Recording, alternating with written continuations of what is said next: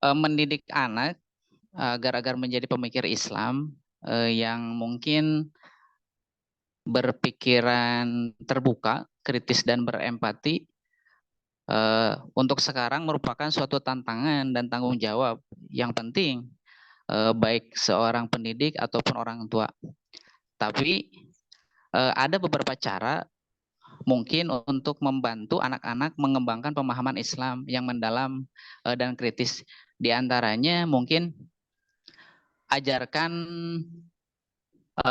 anak-anak nilai-nilai Islam seperti kejujuran, kasih sayang, keadilan, dan belas kasih. Selanjutnya harus ada pendidikan yang berkualitas. Ya, kenapa harus ada pendidikan yang berkualitas? Pastikan mungkin anak-anak pendidikan agamanya khususnya yang baik dan komprehensif dari guru-guru yang mungkin memahami ajaran Islam dengan baik. Selanjutnya pelajaran Al-Quran dan hadis, bantu anak-anak memahami Quran dan hadis dengan mungkin membacakan cerita-cerita dari kisah-kisah Nabi awalnya. Terus ajarkan mereka makna-makna dalam ayat Al-Quran. Dan juga mungkin fasilitasi pertanyaan dan diskusi. Jadi dorong anak-anak untuk bertanya dan mempertanyakan hal-hal terkait agama. Baik kalau anak perempuan itu masalah misalnya masalah head, dan mungkin juga berikan jawaban yang mendalam dan berdiskusi tentang berbagai konsep Islam.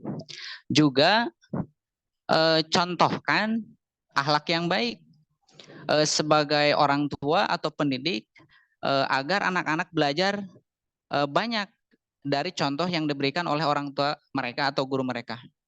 Dan juga mungkin kita harus budayakan membaca penelitian. Ajarkan mungkin anak-anak kita buku-buku tentang Islam dan biografi para ulama yang memang notabene Islam, mungkin boleh juga yang non Muslim untuk perbandingan. Terus dorong minat anak kita dalam penelitian dan pembelajaran, biar wawasannya terbuka. Terus harus berempati terhadap orang lain. Ajarkan juga anak-anak kita tentang empati terhadap orang lain, termasuk yang beda keyakinan atau latar belakang budayanya. Takutnya kan anak-anak kita itu generasi kita itu banyak bullying. Kita harus pahamkan kepada anak-anak kita. Terus ajarkan anak-anak kita untuk memiliki pikiran terbuka. Jadi menemani ide-ide baru dan menghormati perbedaan pendapat asalkan mungkin tetap sesuai dengan nilai Islam yang murni. Dari saya cukup sekian, mungkin ada tambahan dari yang lain. Terima kasih Pak Ketua. Ya, terima kasih Pak Janal.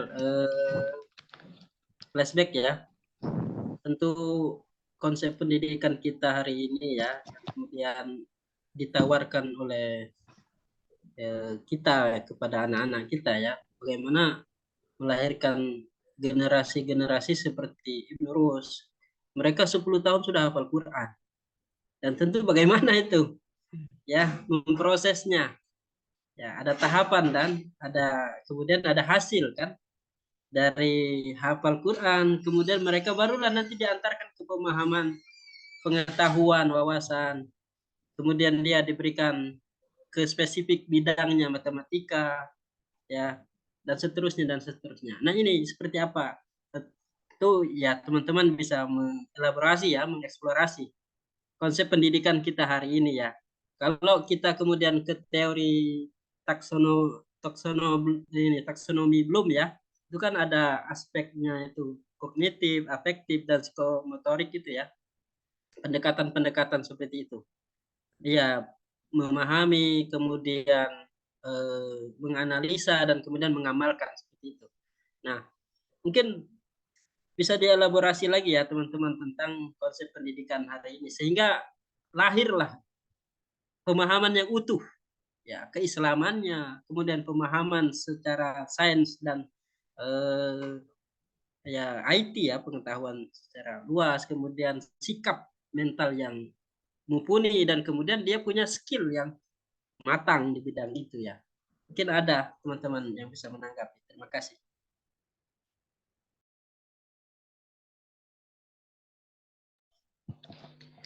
Pertanyaannya gimana, Pak?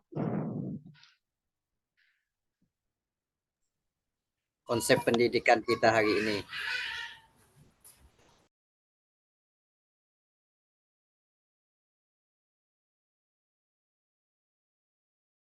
Ya, Pak Safi mungkin bisa menjawab.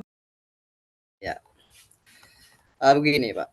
Konsep pendidikan kita hari ini mencakup berbagai aspek yang mencerminkan perkembangan dan kebutuhan masyarakat modern. Salah satunya yaitu konsep pendidikan yang relevan dan konteks saat ini, yaitu pendidikan inklusif. Pendidikan inklusif itu pendidikan yang menekankan pada penerimaan dan penyediaan kesempatan. Pendidikan yang setara untuk individu, tanpa memandang perbedaan jenis kelamin, kemampuan, latar belakang etnis, ataupun kondisi fisik dan mental. Tujuannya tiada lain adalah untuk menciptakan lingkungan belajar yang inklusif, ramah, dan memungkinkan setiap individu untuk mencapai suatu profesinya. Terus yang kedua, pendekatan yang berbasis kompetensi. Pendekatan ini menekankan pada pengembangan keterampilan dan kompetensi praktis yang relevan dengan dunia kerja dan kehidupan kita sehari-hari. Pendidikan yang berbasis kompetensi ini menekankan pada penerapan pengetahuan dalam konteks nyata dan pelatihan. Keterampilan yang dapat diterapkan adalah secara langsung. Terus yang ketiga itu pembelajaran seumur hidup. Konsep ini biasanya mengakui bahwa pendidikan tidak hanya terjadi di dalam sekolah ataupun universitas, tetapi berlangsung sepanjang kehidupan seseorang. Pendidikan ini dikategorikan seumur hidup, yang menekankan pentingnya pengembangan pada inklusif diri kita, serta pembelajaran terus-menerus melalui pengalaman, yaitu kursus online, pelatihan profesional, dan lain sebagainya. Kemudian yang selanjutnya itu teknologi dalam pendidikan. Kemajuan teknologi ini telah mengubah cara kita belajar dan mengajar. Konsep pendidikan saat ini salah satunya yaitu mencakup penggunaan teknologi dalam proses pembelajaran. Salah satunya adalah pembelajaran online, platform learning, dan aplikasi mobile, dan sebagainya. Teknologi ini juga dapat digunakan untuk meningkatkan aksesibilitas, interaktivitas, dan fleksibilitas dalam pendidikan. Terus yang lainnya, pendidikan yang segi multikultural.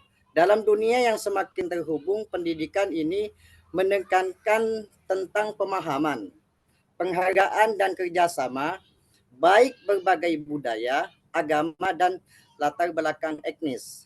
Konsep ini mencakup pengenalan keanekaragaman budaya baik dalam menyikapi kurikulum yang ada pada saat ini.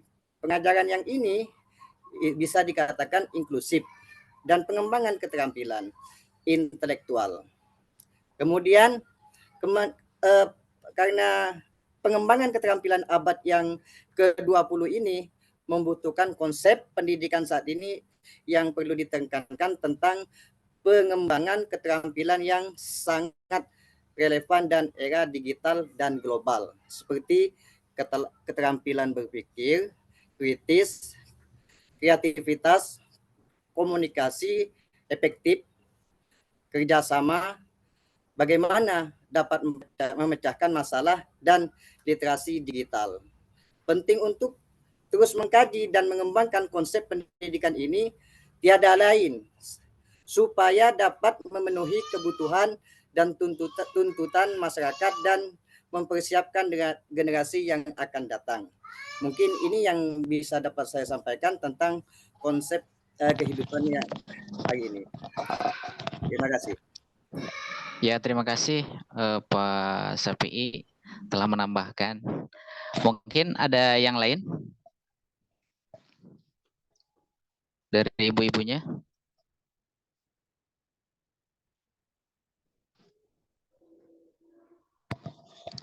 Apa cukup?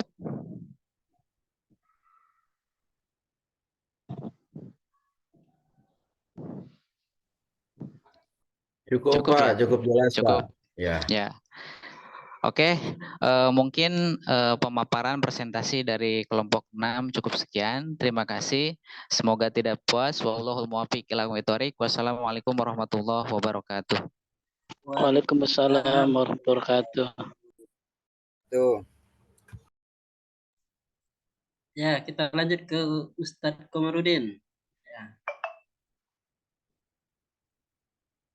Monggo Ustadz Komarudin, Pak Nasirudin, Muhammad Syafi'i. Wah, ini Pak Kiai nih, Ustadz Muhammad Syafi'i, Pak Kamidan dan Bu Nurma Yudita. Monggo silakan. Pimpin.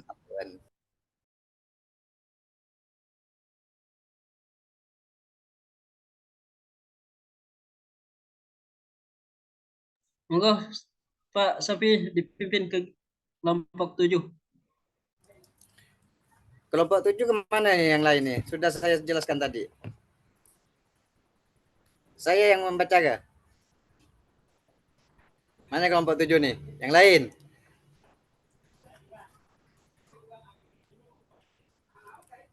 Iya benar Pak, marahin aja Pak Sapi yang lain yang nggak muncul.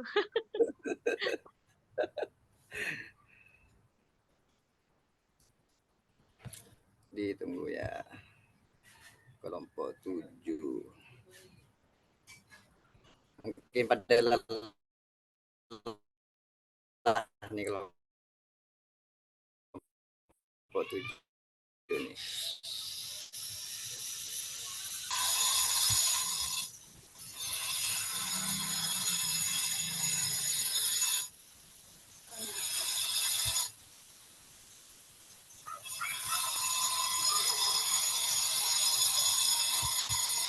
Ya, silakan Pak Muhammad Syafi'i. Ada koordinasi sama Ya, tunggu timnya. Pak, lagi dibuka nih Pak.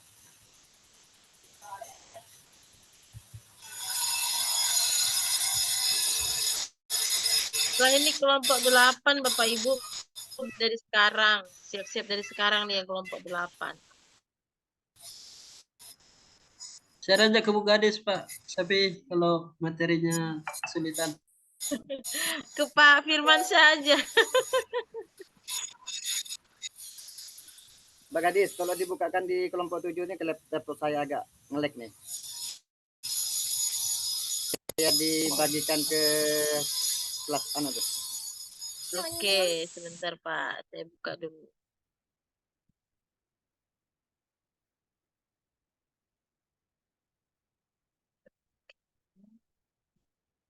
Bentuknya masih dokumen ya Pak, Word.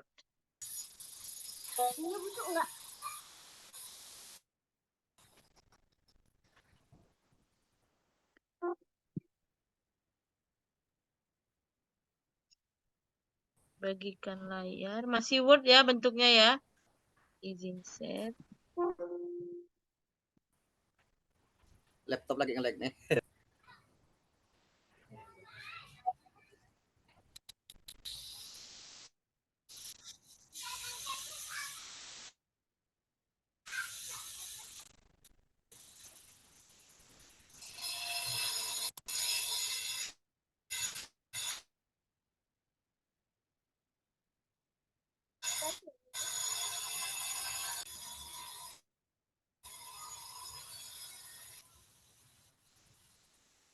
Sudah nampak?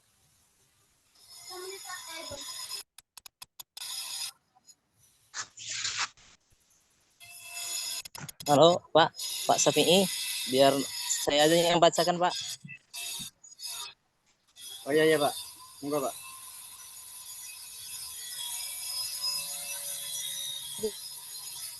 Tapi Pak,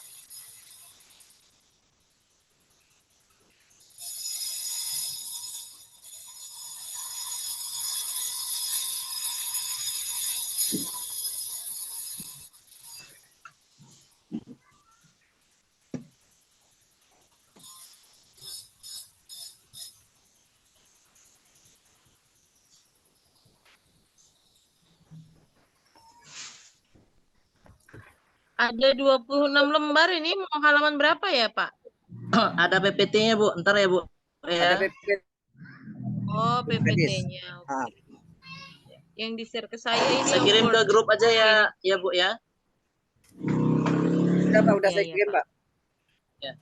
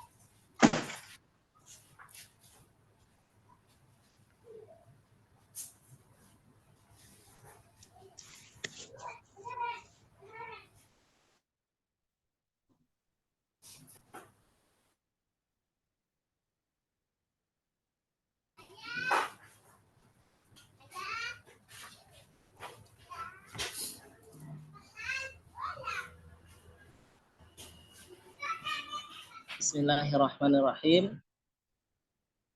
Kami dari kelompok 7 insya Allah akan mempresentasikan hasil makalah yang telah kami buat. Ya, adapun makalah, judul makalah kami adalah Sejarah Pemikiran Islam Modern dan Kontemporer.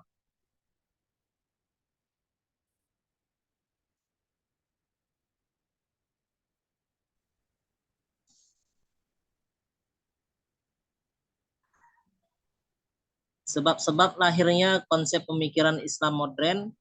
1. Kemunduran Islam akibat faktor internal. Gelombang modernisasi di Eropa di bidang teknologi dan organisasi. Imperialisme Barat ke Timur Tengah karena rusaknya hubungan Timur dan Barat. Kesadaran orientasi Islam dalam peradaban. Lahirnya pemikiran Jamaluddin Al-Afghani.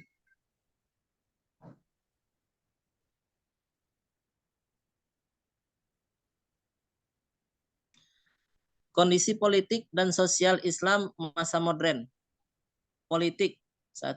Mengganti sistem khalifah menjadi republik. 2. Mempertahankan sistem khilafah dengan ketentuan-ketentuan. 3. Membebaskan umat dari kolonialisme, kekuasaan harus ada di tangan rakyat Al-Afghani. Membangkitkan pengaruh Islam dalam pemerintahan. Memunculkan sistem sekuler, yakni memisahkan agama dan politik. Lahirnya teodemokrasi, universal Islam.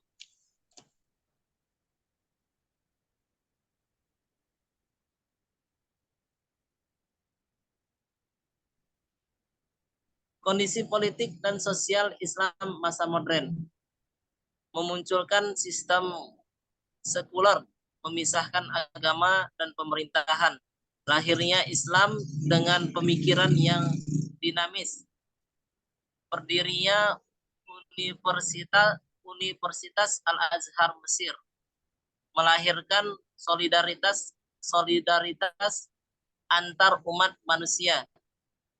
Mengurangi taklid buta dan menjadikan pemahaman fundamental sebagai solusi untuk setiap masalah. Universalisme Islam.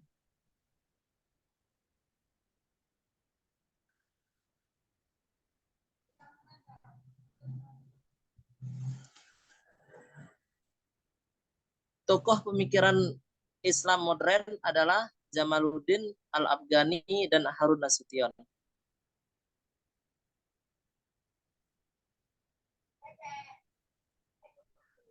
Kesimpulan, konsep pemikiran Islam modern dan kontemporer lahir pada zaman Turki Utsmani dan ditandai dengan munculnya pemikiran Jamaluddin Al-Afghani.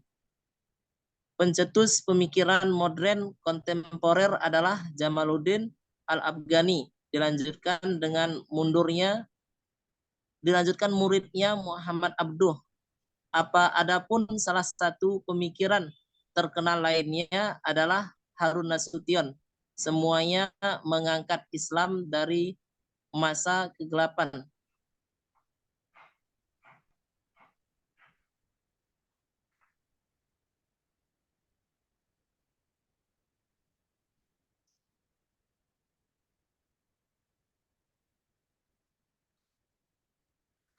Pencetus pemikiran modern kontemporer adalah Jamaluddin Al-Afghani, dilanjutkan dengan muridnya Muhammad Abduh. Adapun salah satu pemikiran terkenal lainnya adalah Harun Nasution. Semuanya mengangkat Islam dari masa kegelapan ilmu menuju pembaharuan ilmu.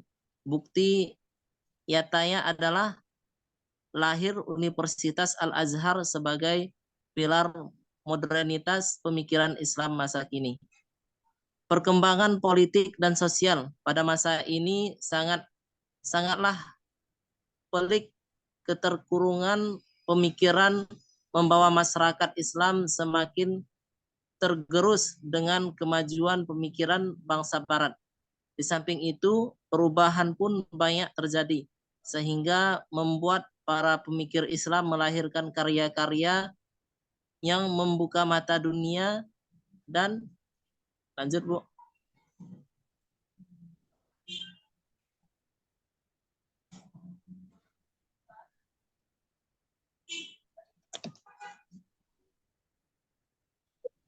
Tadi belum terbaca semua tadi, Bu Gadis. Saya masukin jadi backup. Kesimpulan, Bu Gadis. Tampilan slide-nya, Pak. Coba keluar ya. Bapak ngeditnya ke bawahan nih. Nah, ini keluar dia dari sini. Coba saya naikkan. Gitu. Iya, ini menyelamatkan kepada zaman modern Islam saat ini. Cuman itu aja. Iya, cukup. Mungkin itu dari kami kelompok 7. Mungkin ada yang bisa ditanyakan, dipersilahkan bagi kawan-kawan.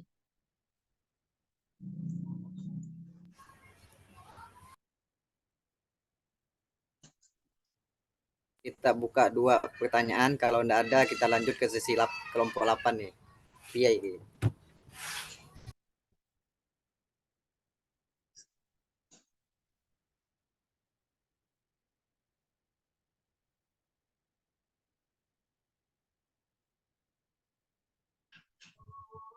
Izin menambahkan Pak Syafii. Monggo Pak. Ya, jadi Bapak Ibu, mohon maaf, kami dari kelompok 7 izin menambahkan. Ini kebetulan di sini lagi azan asar. Yang pertama, pada masa yang kami bawakan sekarang itu adalah masa di mana mulainya lahir peradaban pemikiran Islam yang modern dan kontemporer. Nah, di sini ya mungkin kita kenal dengan para pemikir-pemikir modern lainnya seperti Muhammad Abduh, Harun Nasution, dan juga pionirnya atau yang menjadi pilar pertama yang menancapkan modernitas itu, yakni Jamaluddin Al-Afghani.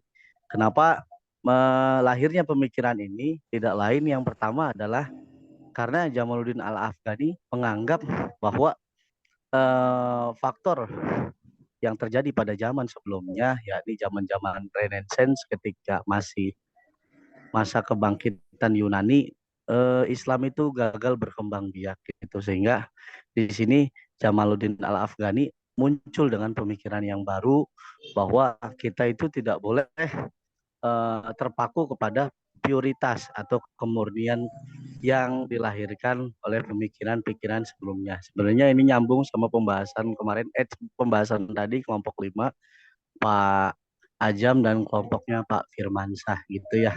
Jadi bertentangan dengan pemikiran yang disampaikan tadi bahwa dianggap bahwa peradaban modernitas Islam itu dianggap lebih maju karena mau menyerap ilmu-ilmu yang lainnya gitu. Seperti kita mencoba membuka diri terhadap ilmu Yunani, membuka diri dengan yang lain. Adapun pada zaman ini juga karena kita membahas periode modernitas satu ya, maka pendapat para pemikir juga masih terbagi menjadi tiga Bapak Ibu. Yang pertama adalah pemikir yang memang benar-benar masih terkukung terhadap pemikiran tradisional, yakni salah satunya Ar-Razzaq. Beliau menyampaikan bahwa ya sistem, contohnya untuk politik ya, sistem pemerintahan terbaik ya masih khilafah gitu. Karena tanpa khilafah tidak akan bisa diterapkan syariat Islam. Karena menurut Ar-Razzaq, kalau pengen sebuah negara itu baik, sebuah negara itu makmur, salah satunya dan satu-satunya cara adalah melalui khilafah Islam. Adapun Ar-Razzaq sendiri sudah sedikit terkontaminasi atau mencampur adukan atau Helenisme ya gitu, antara kultur yang lama dengan kultur yang disampaikan oleh Al-Afghani, sehingga beliau tidak menerapkan khalifah sebagai puncak kekuasaan gitu. Jadi beliau menerapkan kekhalifahan hanya saja dalam pemerintahannya menerapkan musyawarah atau demokrasi. Dan yang kedua adalah golongan-golongan yang teodemokratis, yaitu contohnya murid-murid daripada Al-Afghani dan tadi Ridho, yaitu Rida itu menyampaikan bahwa ya kita harus demokrasi gitu. Kita nggak boleh menggunakan khilafah karena kita tahu bahwa kekhalifahan itu sudah ketahuan cacatnya gitu. Banyak kebobrokan internal karena misalnya kerajaan Islam atau kesultanan Islam justru dihancurkan oleh pihak internal sendiri, sehingga ya yang terbaik adalah mengubah sistem khilafah menjadi sistem republik gitu. Namun kekurangan dari Rida sendiri adalah dia masih berpegang bahwa ya tetap terbatas, kita harus memegang bahwa benar-benar walaupun kita demokrasi meletakkan kekuasaan di tangan rakyat, tapi jangan sampai melupakan teologi atau ketuhanan. Nah, seperti itu. Sementara dianggap pada masa itu konsep ketuhanan itu sangat berat, terutama kalau di Nasroninya adalah zamannya Thomas Aquinas, ketika ya dominasi gereja atau dogma-dogma agama itu menjadi alat untuk menguasai segalanya. Terus yang ketiga adalah barisannya dari Muhammad Abduh, Harun Nasution dan sebagainya yang mengatakan bahwa ya yang terbaik adalah memisahkan antara agama dan kepemerintahan. Kenapa? Karena ini salah satu isunya adalah yang kita bahas saat ini di Indonesia, yakni adanya politik identitas gitu. Adanya politik identitas. Karena seperti yang terjadi pada masa kegelapan Eropa gitu. Mereka itu kenapa bisa hancur? Karena adanya politik identitas. Mereka menyalahgunakan atau menyelewengkan ke apa ya? Kedaulatan atau kewenangan dari gereja melalui dogma-dogma agama, melalui ayat-ayat Injil, sehingga yang terjadi adalah kolonialisme justru atau perbudakan. Dan itu juga beberapa kalau disampaikan dalam bukunya gitu ya, sampaikan beberapa juga terjadi pada Islam, sehingga saat itu sempat ada terjadi masa kemunduran Islam gitu. Mungkin itu gambaran untuk mancing, semoga bisa lebih bisa apa ya, bisa memacu kita untuk berdiskusi. Oh iya, satu lagi. Oh udah itu aja deh. Terima kasih. Assalamualaikum warahmatullahi wabarakatuh. Waalaikumsalam warahmatullahi Waalaikumsalam.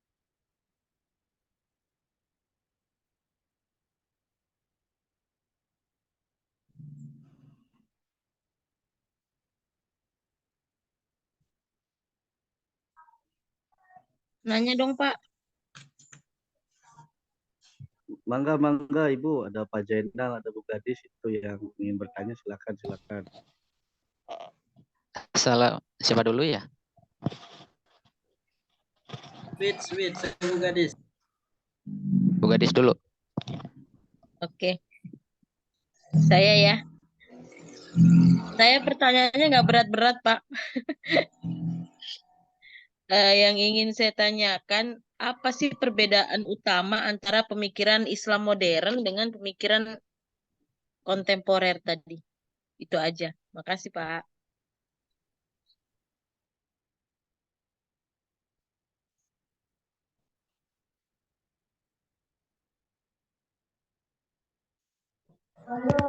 Oke. Mangga barangkali teman-teman lainnya ingin menjawab silakan. Silakan ke yang lain dulu.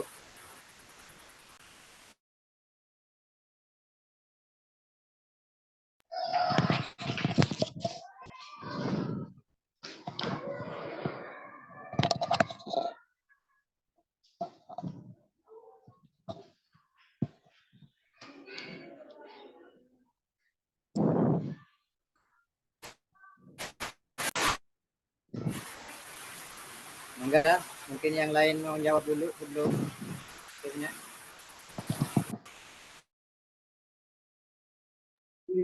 Langsung saja Pak Safi'i. Nih beliau aja yang jawab. Beliau penganut Bapak Harun Nasution ini Pak Safi'i.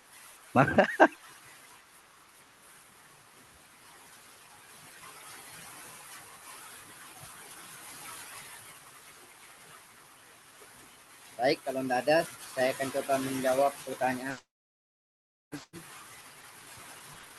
Apa perbedaan agama Islam modern dan Islam kontemporer kan begitu. Islam modern dan Islam kontemporer digunakan perubahan dalam pemahaman dan praktik agama Islam seiring berjalannya waktu. Meskipun keduanya berkaitan dengan zaman modern, ada sedikit perbedaan dalam konteks dan fokusnya. Salah satunya ya Islam modern istilahnya, Islam modern yang merujuk pada perkembangan dan transformasi pemikiran dan praktik Islam yang terjadi pada periode modern, terutama pada abad ke-18 hingga ke abad 20. Pemikiran modern dalam Islam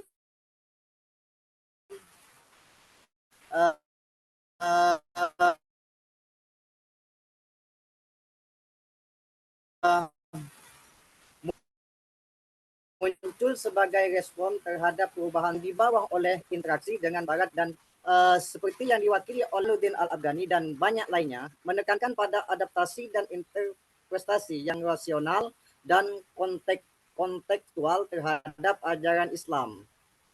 Mereka mendorong pembaharuan sosial, pendidikan dan hukum dalam rangka meningkatkan kondisi umat Muslim dan menghadapi tantangan modernitas.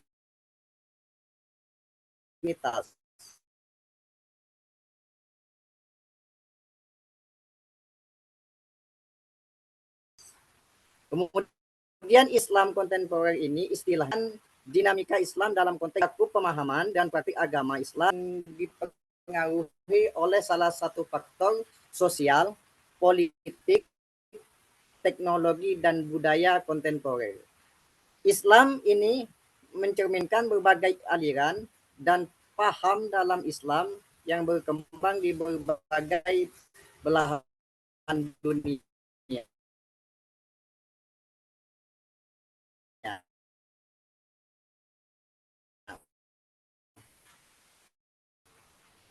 Ini mencakup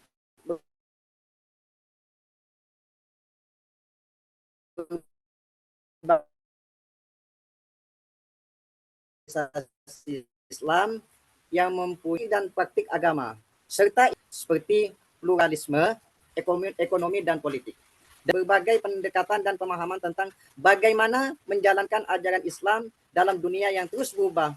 Ada upaya untuk menyelaraskan nilai-nilai Islam dengan nilai-nilai kontemporer serta hukum dalam masyarakat yang semakin global, dan Islam kontemporer ini adalah konteks waktu dan fokus pada suatu perubahan Islam. Modern adalah istilah yang mencakup perubahan dan perkembangan yang terjadi pada periode modern, sementara Islam ini merujuk pada keadaan dan tantangan yang dihadapi oleh Islam saat ini dalam dunia yang terus berubah. Mungkin ini yang bisa dapat kami paparkan untuk pertanyaan Mbak Gadis. Mungkin kawan-kawan yang mau nambahkan mungkin atau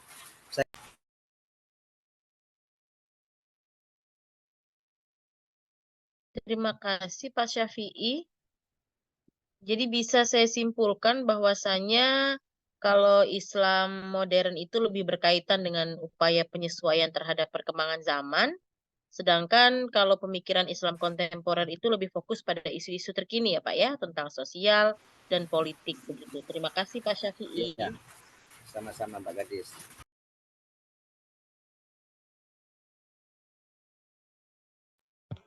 Mohon Mangga maaf di sini selanjutnya agak Pak Jainal, Pak kacau. Jainal. Ya, Oke. Assalamualaikum warahmatullahi wabarakatuh. Langsung saja. Waalaikumsalam. Apa dampak globalisasi terhadap pemikiran Islam kontemporer mengenai isu kecerdasan buatan mempengaruhi pandangan dunia Islam tentang masa depan? Itu aja. Terima kasih. Wassalamualaikum warahmatullahi wabarakatuh. Waalaikumsalam warahmatullahi wabarakatuh. Ini karena kontemporer nih Pak Safi, jadi nyambungnya ke AI gitu ya. Agile 5.0 gitu ya Pak Jenal ya. Jadi Ya, Pak. bagaimana studi Islam itu berkembang itu melihat adanya perkembangan teknologi masa kini. Ini kalau dalam istilah sejarah peradaban Islam ya, izin menjawab Pak Dokter, kalau nggak salah ini disebut Helenisme atau perpaduan antara kultural dan kondisi yang ada saat ini gitu. Nah, berhasil atau tidaknya proses Helenialisme ini tergantung kepada keterbukaan kita untuk menerima peradaban itu sendiri.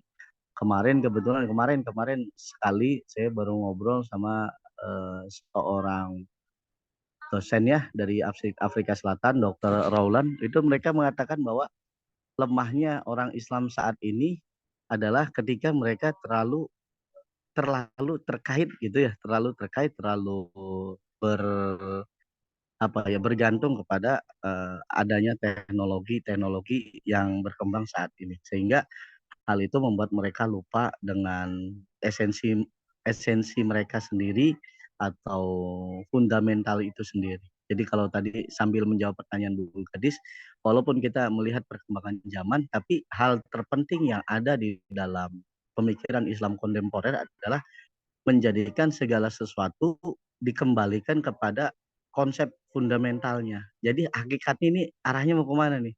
Solusinya apa nih? Maka ya kita tidak berpaku kepada pemikiran-pemikiran yang sudah berkembang zaman dahulu. Nah, begitupun ketika adanya teknologi saat ini, ya kalau misalnya teknologi itu bisa kita serap dengan baik, maka jadikanlah sebagai sumber yang baik. Namun seperti kita ketahui, sebagai contoh perkembangan teknologi yang saat ini sering kita gunakan adalah Syekh Google Al-Islami At-Tarbiyah. Itu Masya Allah, Al-Hafidh, wah luar biasa itu, lulusan pondok mana itu saya nggak paham. Itu Google itu mengetahui apa yang kita ketik gitu. Kita ketik ini keluar ini, kita ketik ini keluar ini. Nah, melalui obrolan yang saya lakukan semalam, salah satu yang Islam semakin terpuruk atau lebih globalnya adalah manusia semakin terpuruk adalah ketika mereka terlalu tergantung pada Google. Maka dari itu, bagaimana penyesuaiannya adalah bagaimana kita mau menerima perkembangan zaman lalu diakulturasikan atau digabungkan dengan fondasi dasar yang kita miliki. Maka dengan pengetahuan yang ada ya harus juga punya basic yang kuat sehingga tidak sampai tergerus dengan zaman, terbawa dengan zaman. Seperti itu mungkin tambahan dari saya. Mangga Pak Syafi'i barangkali tambahan atau Pak Hamidan atau teman-teman lainnya.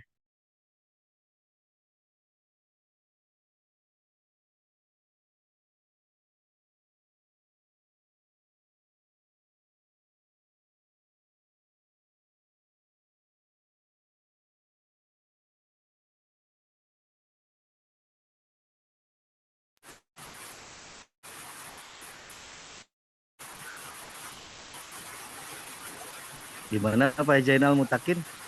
Apa cukup? Apa itu fish? Cukup gitu ya? Iya.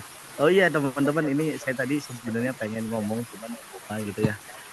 Kemarin hasil obrolan dengan salah satu kiai muda saat ini, yakni Dr. Muhammad Nuruzzaman gitu ya. Saya ngobrol langsung waktu hari Sabtu. Emang seharusnya ini bukan sebuah paksaan ya, namun jujuran itu sebuah tawaran. Seharusnya Islam itu harus mulai beranjak kepada pemikiran kontemporer, karena kita tahu banyak orang-orang yang terkungkung dengan pemikiran-pemikiran kolot yang sebenarnya membuat Islam itu kehilangan identitas dan identitasnya. Seperti contoh Kang Zaman, atau yang saat ini posisi beliau sebagai staf sus menteri, beliau mengatakan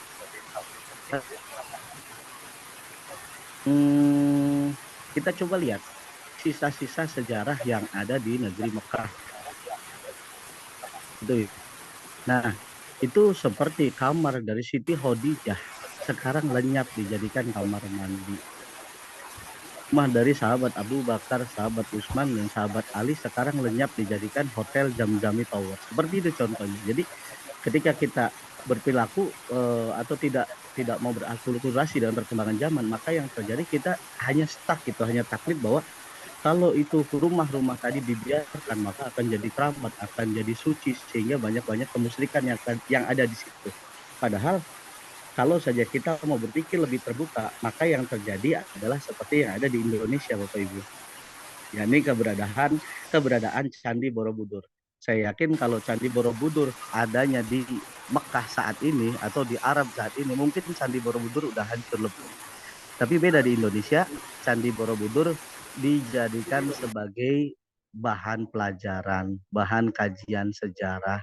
Adapun tidak dijadikan ibadah kepada umat yang bukan pemeluknya, namun tetap dijadikan tempat ibadah oleh umatnya. Tapi kita sebagai orang-orang Islam, terutama yang tidak menganut agama Hindu, tidak merusaknya. Maka dari itu Kang Jaman sendiri gitu ya, beliau mengatakan kepada kita sudah saatnya saat ini kita hijrah gitu dari pemikiran yang terkungkung tadi.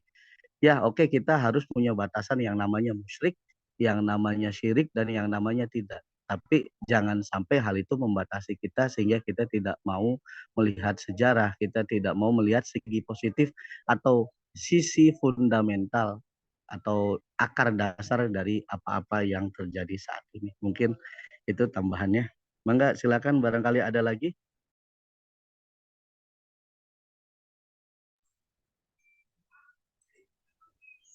Muhammad Fadil, Pak, mau bertanya.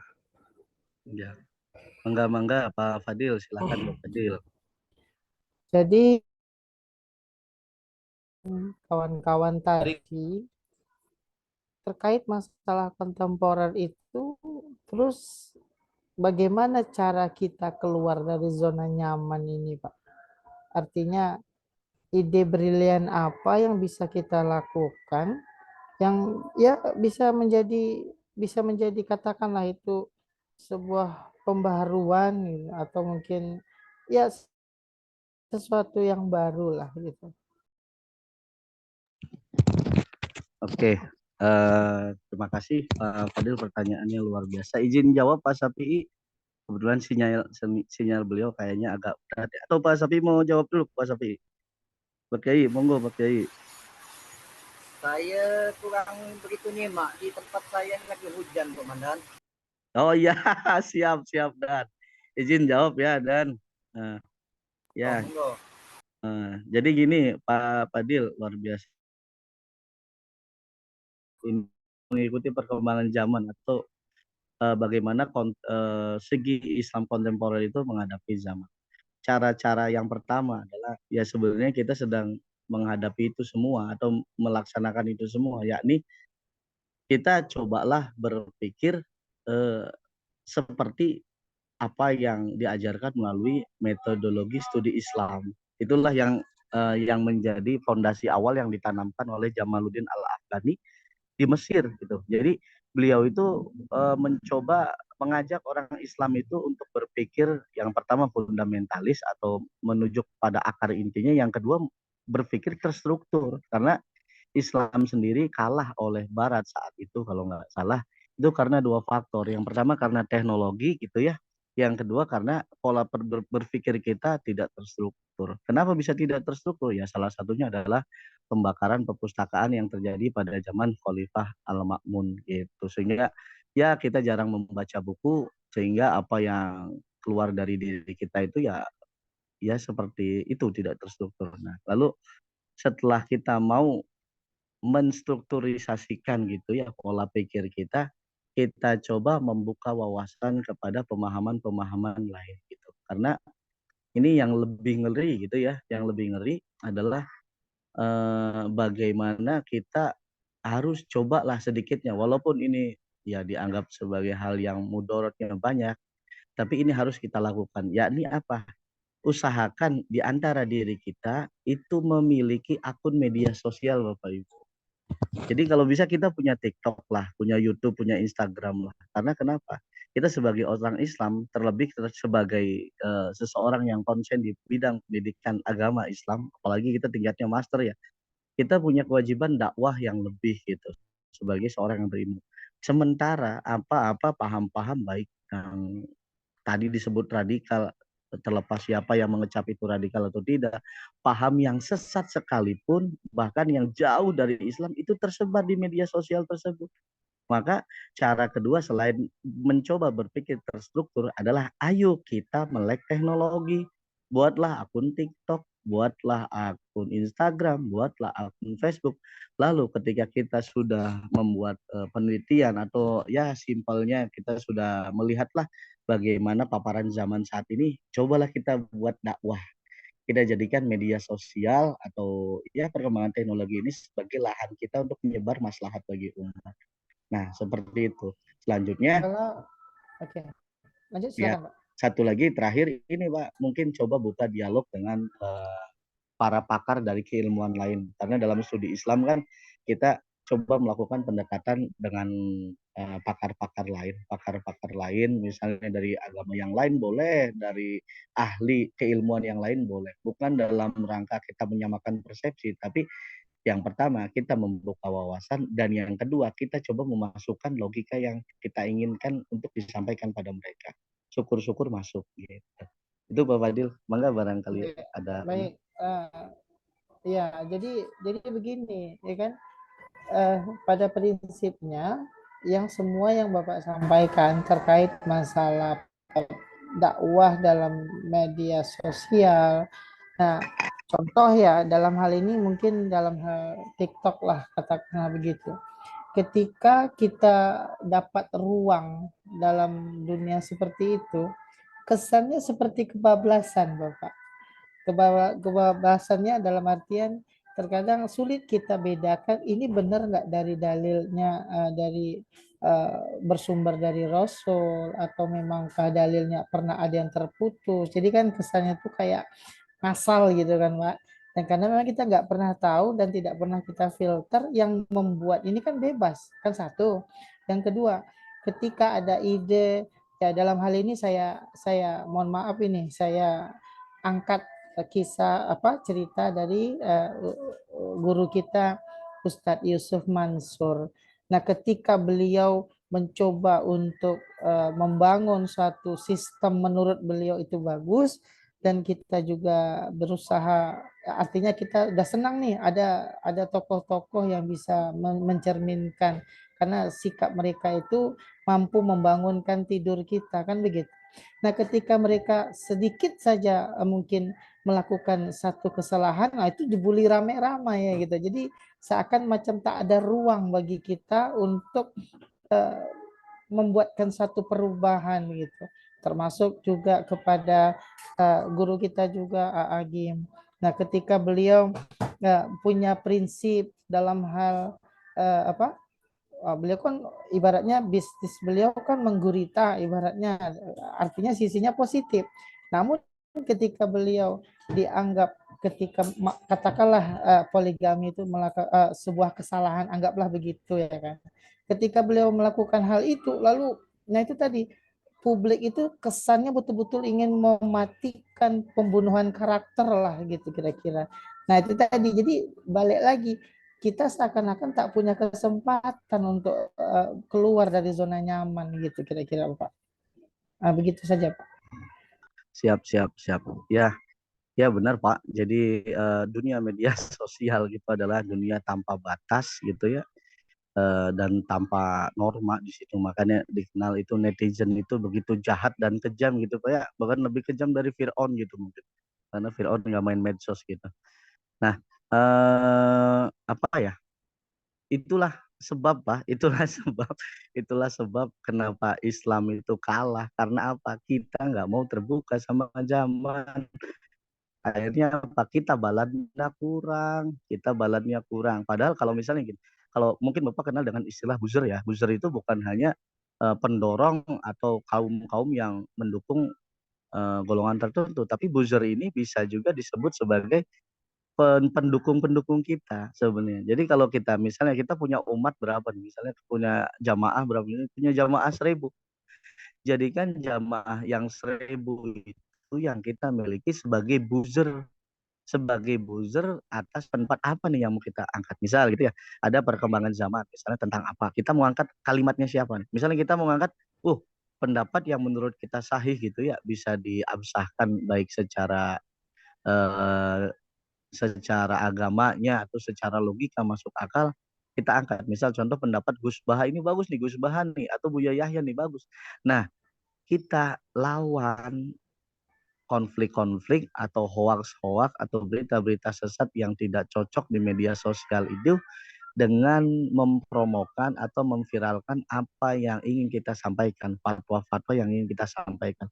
Biarkan terjadi yang namanya perang di medsos, nggak apa-apa. Justru yang benar adalah seperti itu. Karena kalau kita tidak bertindak seperti itu, maka yang terjadi adalah banyaknya pemikiran-pemikiran liar gitu. Yang terjadi banyaknya pemikiran liar gitu. Ya, Seperti itu. terima kasih Pak penjelasannya. Siap, sami-sami. Mangga selanjutnya Bu Gadis, barangkali ini udah barangkali waktunya habis atau seperti apa. Bu Gadis juga udah habis tenaganya. Silakan. Yang lain dapat daloyo nih kali ini. Iya, iya, iya.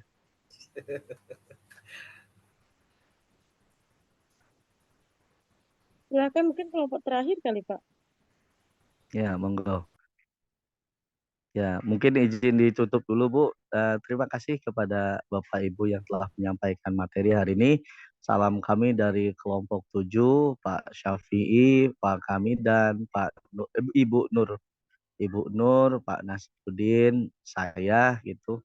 Dan kami mohon minta maaf atas segala kesalahan dan barangkali ada hal-hal yang bermanfaat, semoga bisa diambil manfaatnya. Yang pasti Islam saat ini darurat gitu ya. Islam saat ini urgen kalau kita tidak mau berpikir lebih kontemporer dan modern. Itu saja.